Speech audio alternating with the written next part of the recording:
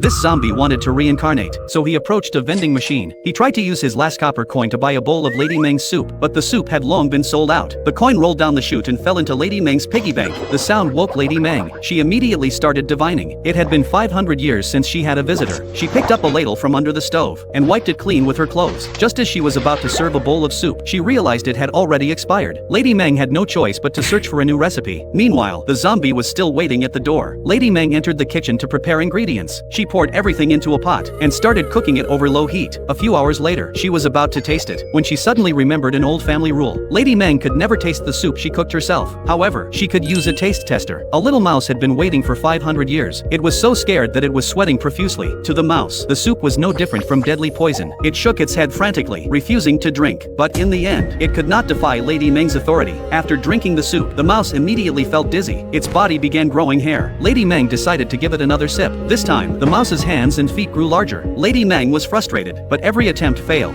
Finally, the pot of soup was declared a failure. Lady Meng's anger exploded. She slammed her hand on the table, and a bottle of drink accidentally fell into the pot. The next moment, a blinding flash erupted. The perfect Lady Meng soup was finally ready. Lady Meng couldn't resist and took a sip herself. The mouse tried to warn her, but it was too late. Lady Meng tried to spit it out, but the next second, her body began to change. In the end, Lady Meng turned into a baby, and the zombie outside had already given up hope.